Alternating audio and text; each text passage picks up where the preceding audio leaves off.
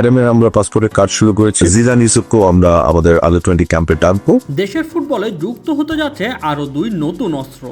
সাফ অনূর্ধ্ব-20 চ্যাম্পিয়নশিপ জয়ের পর নতুন লক্ষ্য নিয়ে এগুচ্ছে বাংলাদেশ যুব দল। আর সেই পথ চলায় বড় সম্ভাবনার নাম হয়ে উঠছেন ইংল্যান্ড প্রবাসী 2 ফুটবলার অ্যাডাম আব্বাস ও জিদান ইউসুফ।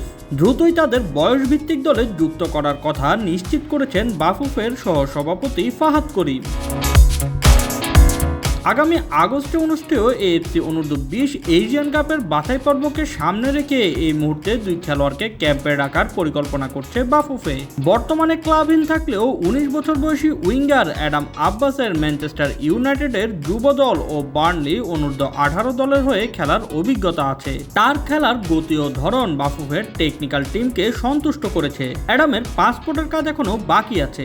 নিজের ফেসবুক পেজে এক ভিডিও বার্তায় ফাহাদ করিম বলেন, অ্যাডামের ভিডিও ফুটেজ ও ওর বায়োডাটা আমি আমাদের টেকনিক্যাল টিমকে দিয়েছি এবং তারা খুবই মুগ্ধ হয়েছে। প্রাথমিকভাবে বলেছে যে আগস্টের শেষে যে এএফসি অনূর্ধ্ব-20 বাছাই হবে সেই ক্যাম্পে তারা তাকে চায়।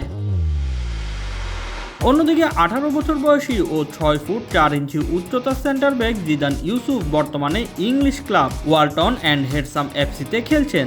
দলটি আসন্ন মৌসুমে ইংল্যান্ডের 6ষ্ঠ স্তরে খেলবে। ইউসুফ সম্পর্কে ফাহাদ করিম বলেন, জিদানের পাসপোর্টের কাজ সব শেষ। আমরা তাকে অনূর্ধ্ব-20 ক্যাম্পে ডাকবো, তাকে তা আমরা বলে দিয়েছি। আমি বিশ্বাস করি আমাদের এখন একটা খুব ভালো অনূর্ধ্ব-20 দল আছে। সেখানে অ্যাডাম এবং জিদানের যুক্ত হওয়া আমাদের দলকে আরও শক্তিশালী করবে। চলতি মাসের শুরুতে ভারতকে ট্রাইব্রেকারে হারিয়ে অনূর্ধ্ব-20 সাফের শিরোপা জেতে বাংলাদেশ। টুর্নামেন্টে জোড়া গোল সহ ট্রাইব্রেকারে পানেনকা শটে বাংলাদেশের জয় নিশ্চিত করেন যুক্তরাষ্ট্র প্রবাসী রোনান সুলিভান। তার যমজ ভাই ডেকলান সুলিভানও আছেন এই দলে। তাদের সাথে অ্যাডাম আব্বাস ও জিদান ইউসুফের অন্তর্ভুক্তি দলের শক্তি বাড়াবে, তাতে কোনো সন্দেহ নেই। সব মিলিয়ে প্রবাসী ও দেশীয় প্রতিভার সমন্বয়ে গড়ে ওঠা এই দলটি এখন এশিয়ার মঞ্চে নিজেদের প্রমাণ করার লক্ষ্যেই প্রস্তুতি নিচ্ছে, যেখানে অ্যাডাম আব্বাস ও জিদান ইউসুফ হতে পারে বাংলাদেশের নতুন ভরসার নাম। আগস্টের এএফসি অনূর্ধ্ব-20 এশিয়ান কাপ বাছাই পর্বের দলে যুক্ত হতে পারেন তারা। Shoaib Shams, BD sports time.